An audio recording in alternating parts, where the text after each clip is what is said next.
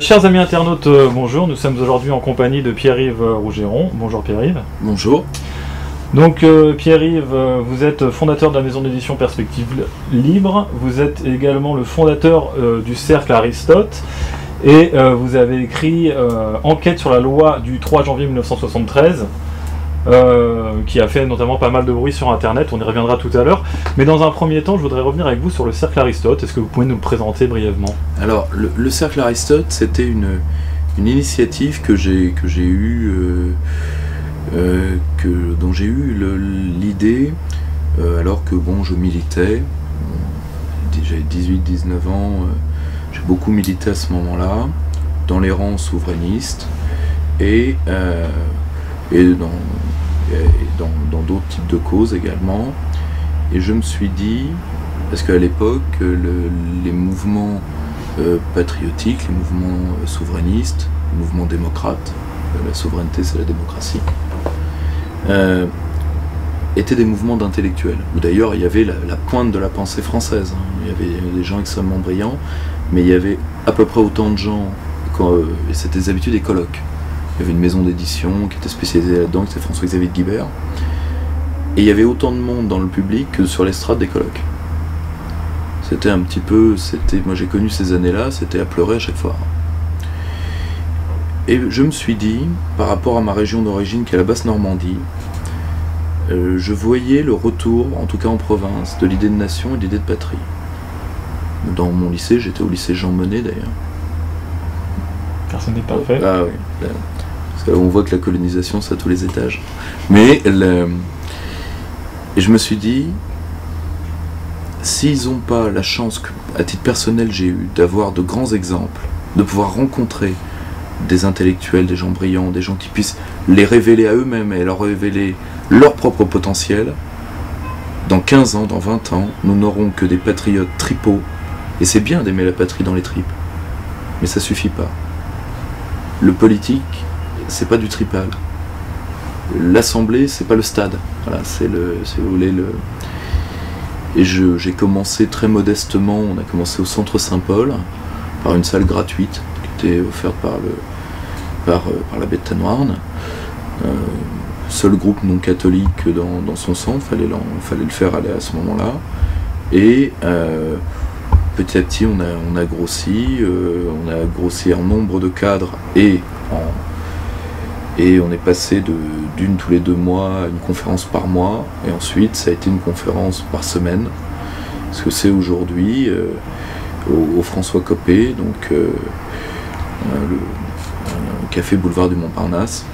On essaye de faire 2 à 4 colloques par an en plus, avec différentes institutions, l'école de guerre économique, l'Institut de la démocratie et de la coopération.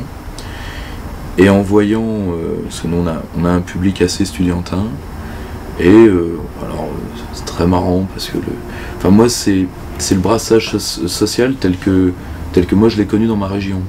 C'est-à-dire le bac pro et le normalien, qui sont des gens qui ne se croisent plus dans la société française d'aujourd'hui. Avant ils avaient le bistrot, maintenant on détruit la culture bistrot, donc il n'y a même plus ça. Et le RMI et l'ISF qui eux se croisent encore moins pour le coup. Et c'est très étonnant. Enfin moi c'est l'expérience humaine que je voulais vivre et que mon équipe m'a permis de vivre. Parce que ça a l'air de rien, mais c'est un petit peu de travail, une conférence par semaine. Ça a l'air de rien. Mais c'est assez lourd à porter. Et à partir avec le soutien de mon équipe, on a pu, à partir du cercle, publier la revue Perspective Libre d'abord, un trimestriel. On a pris le pari du même type de brassage, mais par la multipolarité. C'est-à-dire que, vous savez, c'est un thème qui est maintenant récurrent sur internet, la multipolarité. Tout le monde est multipolaire. Oui, mais la multipolarité, ça se vit. Par exemple, il y a eu beaucoup sur la Russie. À un moment, les milieux internet et autres se sont passionnés pour la Russie. Il y avait même eu ce mythe de Paris, Berlin, Moscou, etc. Nous, on a été les seuls à aller demander à des intellectuels russes ce qu'ils en pensent, parce que j'ai la chance, grâce à mon équipe, de pouvoir travailler, d'avoir 7 langues de travail. Donc, et là, les réponses des Russes en auraient refroidi plus d'un. Le tout, c'est que Paris-Berlin-Moscou, il est peut-être temps de leur demander quelque chose, parce qu'en plus, c'est eux la partie dominante là, pour l'instant. Et à partir de ça, on a eu des renforts, entre autres par Eric Reinert, le grand spécialiste du protectionnisme à l'échelle mondiale, un homme qui est consulté par les puissances émergentes, particulièrement par la Chine, la Russie et la Corée du Sud. Et qui fait aujourd'hui partie du cercle Aristote. Nous publions tous ses écrits. Eric est devenu, j'ai organisé pour sa première traduction en France, son colloque avec l'école de guerre économique. On est devenus très amis et nous le publions. Nous allons le traduire ses autres ouvrages ainsi que ceux de son fils, qui a peu pris sa suite, Rachus Reinert.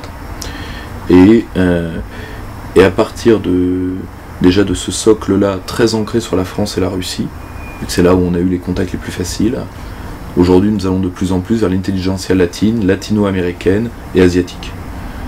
Parce que ils ont nécessairement des points de vue sur leurs problèmes à eux et sur nos problèmes à nous, qui en tout cas, moi ça m'intéresse Moi par exemple, là, on prépare un numéro sur l'homme sans lien, sur l'homme déraciné. Ça m'intéresse de savoir ce qu'un peuple qu'on a voulu déraciner de force, comme le peuple japonais, et ce que l'intelligentsia japonaise en pense. Parce qu'il y a un aspect un tout petit peu trop, même pas franco-centré, vu que c'est pas sur la pensée française malheureusement qu'on est centré, ce serait peut-être mieux. Mais germano-pratin centré. C'est-à-dire, c'est pas qu'est-ce que pensent les Français, c'est qu'est-ce que pense Saint-Germain-des-Prés. Et si vous voulez, on a besoin d'un bol d'air. Il n'y a plus de mixité vraiment au niveau des intellectuels en France aujourd'hui. Alors, il y a des hommes qui ont de grandes œuvres. Il y a deux types d'hommes avec des grandes œuvres en France. Soit ceux qui travaillent pour eux dans leur coin, type Pierre Legendre, qui est un homme qui, à mon avis, sera célébré après sa mort, mais aujourd'hui quasiment inconnu. Donc, une œuvre d'anthropologie dogmatique très dure, très, très, très touffue. Moi, quelqu'un que j'admire par-dessus tout, qui est Régis Debray, et qui est quelqu'un qui est très solitaire. Et de l'autre côté, d'autres types d'hommes qui ont payé par leur carrière universitaire d'être un tout petit peu trop originaux, d'avoir raison trop tôt. Et eux, on leur donne pas la parole du tout. Tout le reste, je dis pas qu'il n'y a pas des intellectuels, disons, influents de bonne qualité. Il y a Marcel Gauchet, très bien. Mais il y a Bernard Stiegler, qui, quand il se pique pas de politique et de moraline politique, a une œuvre sur l'influence des technologies qui est absolument brillante. Mais le reste, c'est de l'entre-soi de plus en plus visible, et surtout de plus en plus... Régis Debray avait eu ce mot là-dessus, de plus en plus obscène. Voilà, en termes d'obscénité. Il y a aussi, vous l'avez pas évoqué, il y a aussi Jean-Claude Michéa, qui est quand même est invité quand même régulièrement à France Culture. Qui est invité. On l'a vu un petit peu quand même dans les médias de grande diffusion. Mais parce qu'il avait d'abord été remarqué en tant que directeur de collection des éditions Climat, branche de Flammarion, où il avait trouvé des écrits qui ont été... c'est les maisons d'édition qui ont atteint des critères de rentabilité. Et c'est là où il a pu produire et injecter, je dirais même au sens médical du terme, son œuvre qui n'a pas terminé de laminer l'intelligentsia progressiste et droit de l'homiste, une œuvre absolument brillante, et qui lui vaut d'ailleurs, par contre, lui, de la part de plusieurs intellectuels médiatiques ou d'intellectuels de réseau universitaire, qui lui vaut une haine que j'ai pu constater à l'université. Si vous voulez, ça c'est vrai que c'est impardonnable de ne pas avoir nommé Michéa. C'est l'un des seuls, parce que de temps en temps le système, pour des critères de pure rentabilité, parce qu'un a besoin d'une parole autonome. C'est pour ça qu'il supporte quelqu'un comme Zemmour, c'est pour ça qu'il supporte Michéa de temps en temps, c'est pour ça qu'il supporte des gens comme qui supportent Debray assez rarement, mais des gens comme François Julien et d'autres, parce que de temps en temps, Sinon l'entre-soi se voit trop. Voilà, sinon ça se voit trop au bout d'un moment. Ça se voit on est obligé d'apporter quand même de temps en temps des idées un peu contradictoires pour faire croire encore aux gens qu'il y a un vrai débat dans notre société. C'est ce qu'on pourrait appeler le système TADI. Voilà, c'est 1 contre 6. Système TADI 1 contre 5. Est-ce que justement le système TADI n'a pas tendance vraiment à largement dériver depuis quelques années? Parce qu'avant on a l'impression qu'il choisissait encore réellement ses invités, mais là moi j'ai plutôt l'impression que maintenant il a des gens qui sont imposés par l'extérieur. Je pense qu'il a surtout compris les messages qui lui ont été envoyés. Parce que c'est quelqu'un d'une culture... Moi je veux dire sincèrement, les débats intellectuels à la télé, moi je les fuis. Et j'ai découvert Frédéric Tadei à travers une revue que j'ai lue, parce que je lis à peu près tout ce qui se publie de l'extrême droite à l'extrême gauche, du centre, etc. J'essaye de mixer pour justement voir ces jeunes pousses intellectuelles dont je fais mes invités. Donc je suis obligé de suivre tout le monde, d'Attaque au Front National. Bon. Et j'étais tombé sur Frédéric Tadei dans le Choc du Mois. Le Choc du Mois qui était un magazine très proche du Front National, où il y avait des gens quand même assez brillants qui écrivaient, qui sont pour la plupart, qui écrivent aussi dans le Figaro Magazine. C'est cette branche-là. Et je vois que je connaissais pas, Ce soir ou jamais. Et je pense qu'il est allé. Je pense qu'il y a 3-4 ans, il a atteint son point de compétence maximale. C'est-à-dire qu'il avait fait un plateau sur la Serbie qui était génial, où il y avait Maître Vergès, Alexandre Delval et Slobodan Despot. Là, on était dans le nec plus ultra, c'est-à-dire 3 contre 3. Et évidemment, le camp qui défendait la version otanienne de la guerre de Serbie s'est fait lourdement écrasé. Plus récemment, il a invité aussi des gens comme Michel Collomb, qui a fait des très très belles interventions chez lui. Mais par exemple, voilà, Michel Collomb, maintenant, on le voit plus. Donc ça veut dire qu'il a dû dire des choses qui ne sont pas passées. Je pense qu'ils lui ont fait comprendre que dans un climat qui se tend de plus en plus, et moi, je m'envoie à quelqu'un, par exemple, qui lui n'est pas connu du tout, et ça je le regrette, qui est mon ami Alexandre Dorna, professeur de psychologie politique à l'université de Caen, qui est le plus grand spécialiste de théorie du populisme. Mais c'est jamais lui qu'on interroge. Or, moi je pars du point de vue de la psychologie sociale, c'est-à-dire que dans les crises de tension entre un peuple et une élite, c'est généralement l'élite qui va faire l'acte de trop. C'est la thèse de Christopher Larche sur la révolte des élites. Or, eux, ils sont plutôt dans une approche qui n'est même pas celle d'Ortega y Gasset, mais qui est, dont ils ont compris que le titre, fondamentalement, la révolte des masses, dans les années 30.